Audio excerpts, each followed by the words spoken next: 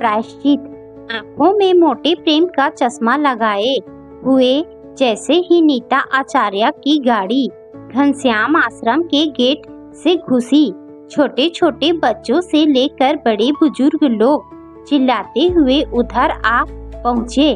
बड़ी दीदी आ गई, बड़ी दीदी आ गई, बस बस रुको तो सही, पहले मुझे उतरने दो। फिर नीता गाड़ी से उतरकर खड़ी हुई कि बच्चे उसके चारों ओर नाचने लगे। ड्राइवर और एक स्टाफ के साथ नीता ने अपने साथ लाए हुए नाश्ते, मिठाई और फल भीतर रखवाने लगी। थोड़ी देर बाद सब लोग मनोयोग से नाश्ता करने लगे। बच्चे खुश होकर खा भी रहे थे और खेल रहे थे। अनाथालय और वृद्ध आश्रम बच्चों की किलकारियों से गूंज उठा था। थोड़ी देर तक नीता उन सब को देखने लगी, फिर स्टाफ रूम की तरफ बढ़ गई। नीता आचार्य इस आश्रम की मालकिन थी। शहर के नामचीन बिजनेसमैन घनश्याम आचार्य की इकलौती बेटी। नीता आचार्य को कौन नहीं जानता था। आइए मैम। जैसे ही वो स्टाफ रूम के भीतर आई, सब लोग बहुत ही अदब से खड़े हो गए। नमस्ते नमस्ते, क्या हाल चाल है? यहाँ किसी चीज की जरूरत तो नहीं है?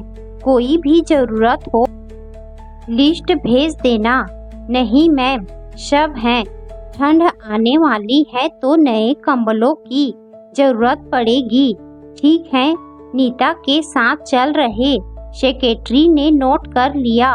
बच्चे अभी तक खेल रहे थे। बच्चे बूढ़े सबके चेहरे पर मुस्कान थी। थोड़ी देर तक वह उन सब को देखती रही थी। यही देखने के लिए तो वो यहाँ आती थी और इतना कुछ ले देकर ताकि जीने की, मुस्कुराने की कुछ पल चुरा कर अपने हिस्से में कर सके। वह वापस घर चली गई। इतना बड़ा आलीशान बंगला और उसने रहने वाली अकेली नीता। घर पहुंचने के बाद जैसे ही उसने ड्राइंग रूम में कदम रखा, उसके दिवंगत माता पिता की बड़ी सी तस्वीर उसे निहार रही थी। उसने बड़ी उपेक्षा से अपने पिता की तरफ देखा और अपने कमरे की ओर बढ़ गई। दीदी, आपका नाश्ता मेरे कमरे में भिजवा देना। वह सीढ़ियों से ऊपर चली गई। अमला बचपन से उसके साथ इस घर में रही थी। उसका साथ आज तक निभाती आ रही थी। कहने को वह घर की नौकरानी थी, मगर नीता का ख्याल रखना, खाना बनाना, उसे खिलाना, सब कुछ उसी की जिम्मेदारी थी। अमला अपने हाथ में नाश्ते की ट्रे और जूस लेकर उसके कमरे में आई।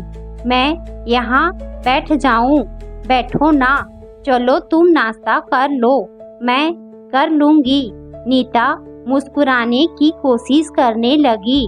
नहीं, मैं तब तक यहाँ रहूँगी जब तक तुम नाश्ता नहीं करोगी। ठीक है बाबा, तुम मुझे छोड़ोगी तो नहीं। नीता ने प्लेट हाथ में उठा लिया और खाने लगी। खाली प्लेट और जूस का गिलास टेबल पर रखने के बाद उसने कहा, हो गया बस। हाँ, तुम्हें खाते हुए देखकर ही तो मेरा पेट भर जाता है। मैं मरे हुए मालकिन को क्या जवाब दूंगी? नीता का मन कड़वाहट से भर गया। अब मैं जाती हूँ। अमला प्लेट और गिलास लेकर नीचे चली गई और नीता अकेले अपने कमरे में रह गई। जब अमला वहाँ से चली गई, नीता अपने सोफे पर अपना सिर टिका कर बैठ गई। उसके दिमाग में पुरानी बातें एक झंझावत की तरह घूमने लगी थी। घनश्याम आचार्य यानी नीता के पिता शहर के एक नामचीन बिजनेसमैन थे और मधु आचार्य यानी नीता की माँ एक प्रसिद्ध सामाजिक कार्यकर्ता। नीता उस समय 17 साल की थी जब उसने स्कूल से पास आउट कर कॉलेज में नाम लिखवाया था। कॉलेज जाने के नाम से ही वो कितनी खुश थी। जब मैं स्कूल छोड़कर कॉलेज जाऊंगी, वह रोज रोज नए कपड़े खरीदती, नई जूतियाँ, मेकअप के सामान। उसके माता पिता दोनों खुश भी थे। जैसे ही नीता कॉलेज गई, वहाँ उसकी मुलाकात मंगल से हो गई। मंगल उसका सहपाठी था। पहले दिन ही क्लास में टीचर ने पूरे क्लास को उसका परिचय कराते हुए कहा, देखो यह है मंगल ठाकुर, इस बार की 12वीं का टॉपर, पूरे स्टेट का टॉपर हैं। सब लोग उसके लिए तालियां बजाओ। नीता की नज़र उसकी ओर चली गई। मंगल बहुत ही सीधा साधा होनहार लड़का था। देखने में भी उतना ही हैंडसम, पतला दुबला, लंबा, बड़ी बड़ी आंखें और अपनी किताबों से ही मतलब रखता था। मंगल की काबिलियत और नीता की खूबसूरती दोनों ही आग में घी डालने का काम कर रही थी। मंगल अपने घर का इकलौता चिराग था। नीता भी अपने घर की इकलौती वारिस थी, मगर दोनों के जीवन स्तर में आसमान जमीन से भी ज्यादा का अंतर था। मंगल के पिता एक फैक्ट्री में काम करते हुए एक हाथ गलती से कट चुका था। तब से वह गांव में ही रहते थे। बड़ी मुश्किल से खेती बाड़ी कर अपना घर चलाते थे। मंगल शुरू से ही पढ़ने में बहुत तेज था। स्कॉलरशिप मिलने के कारण ही वह पढ़ाई कर रहा था। साल बीत गया था। मंगल और नीता दोनों एक दूसरे के और करीब आते जा रहे थे। कई बार मंगल का दिल धड़क जाता। वह नीता से कहता, मैं तुम्हारे लायक नहीं हूँ नीता, तुम एक बहुत बड़े बाप की बेटी हो। नीता को भी पता था कि उसके माता पिता इस रिश्ते के लिए कभी तैयार नहीं होंगे। फिर भी प्यार ने कब धरातल देखा है। दोनों स्वच्छंद रूप से आकाश में उड़ रहे थे। मंगल अब और मेहनत कर पढ़ाई कर रहा था ताकि वह कोई प्रशासनिक परीक्षा निकाल ले और कोई अफसर बन जाए। फिर वह नीता का हाथ खुशी से मांग सकता है। साल 2 साल तक ये खबर तो छुपी रही, मगर इश्क और गंध हवा में घुलती कहाँ है। दूर दूर तक उसकी महक फैल जाती है। वही हाल नीता और मंगल के प्रेम का हो गया था। खबर सुनते ही घनश्याम जी का खून खौल उठा। उनके गुस्से का ठिकाना ही नहीं था। उन्होंने मंगल के बारे में पता लगा लिया। मंगल एक सरकारी छात्रावास में रह रहा था। भला उस अदने से लड़के की यह हिमाकत की वह उनकी बेटी से प्यार करे। उन्होंने अपने आदमियों को उसके पीछे लगा दिया। नीता इन बातों से बेखबर थी। अमला की माँ कांताबाई उस समय घर में काम कर रही थी।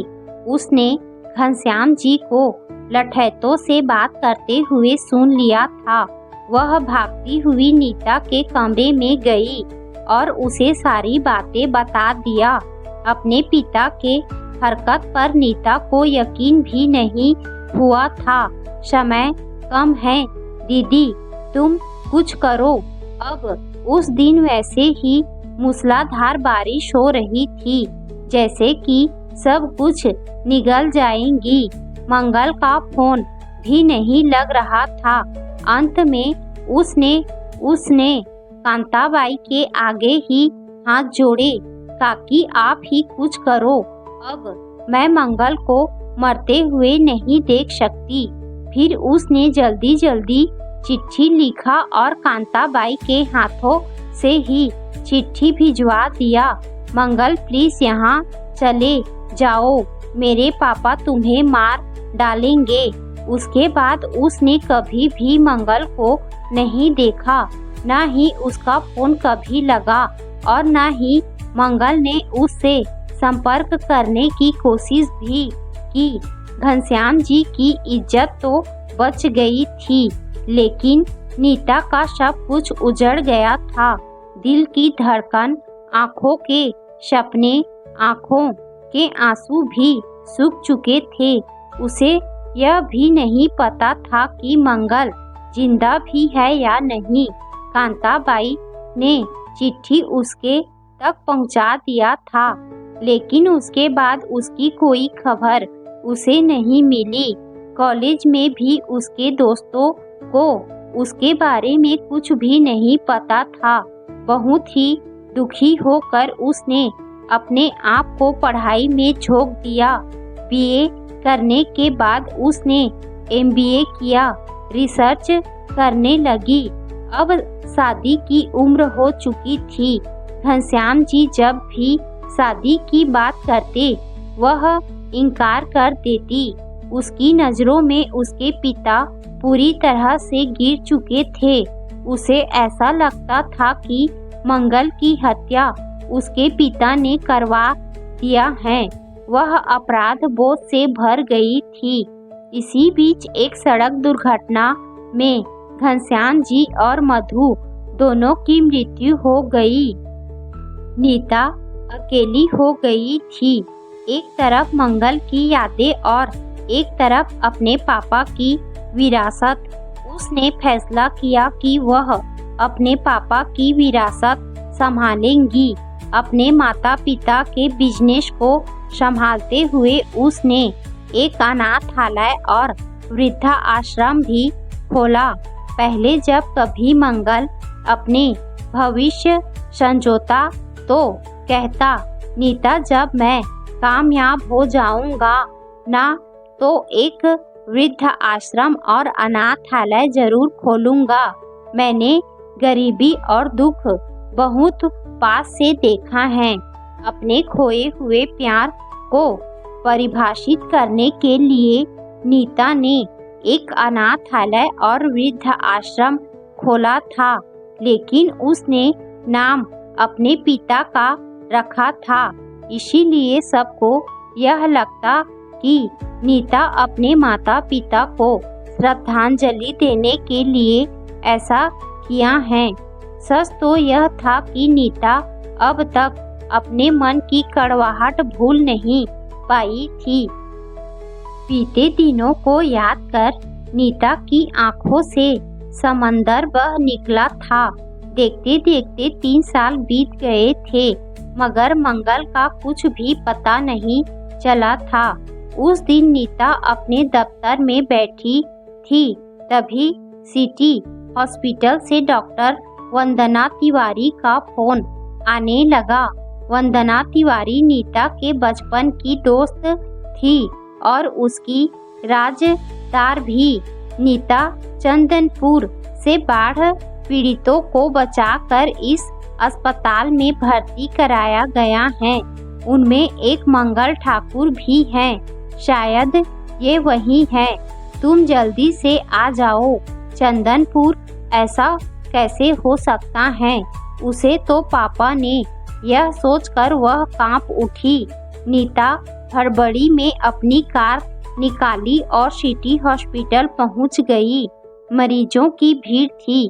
चारों तरफ मरीजों की चीख पुकार मची हुई थी। वह तेजी से वंदना के केबिन में पहुंच गई। आ गई तू? हाँ, कहाँ है वो? वंदना उसे मंगल के वार्ड में ले गई।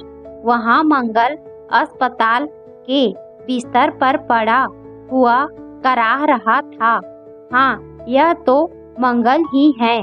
क्या हाल बना लिया है इसने? नीता सिर से पांव तक सिहर गई। इसका मतलब कि उसके पापा ने उसका खून नहीं करवाया था, वह जिंदा है। आज उसने अपने पिता को माफ कर दिया। मंगल ने अपना उम्र से कहीं बहुत अधिक बड़ा लग रहा था। वह मंगल के बेड के पास जाकर खड़ी हो गई। नमस्ते मेम साहब। मंगल ने नीता को देखकर सोचा कि कोई उन लोगों की मदद करने के लिए वहां आया है। मंगल मुझे पहचाना नहीं, मैं नीता हूँ। नीता। मंगल के चेहरे पर पछतावे भरी हंसी आ गई। तुमने क्या हाल बना लिया है? मंगल। जब चकोर चांद के सपने देखने लगे तो यही हाल हो जाता है। मंगल मुझे माफी मांगने का मौका तो दो। अब तुम कहीं नहीं जाओगे, यहीं रहोगे, तुम और तुम्हारा पूरा परिवार। तुम्हारी जिंदगी मेरे कारण बर्बाद हुई है ना? नहीं तो आज तुम किसी साहब वाली कुर्सी में बैठे होते। मंगल की आंखें भर आई। अब वह सब पुरानी बातें हो गई हैं। अब मैं उस काबिल नहीं रहा। मैंने सपने देखने छोड़ दिए। नहीं मंगल, तुमने सपने देखे भले छोड़ दिए, पर तुम्हें सपने संजोने होंगे फिर से मेरे लिए।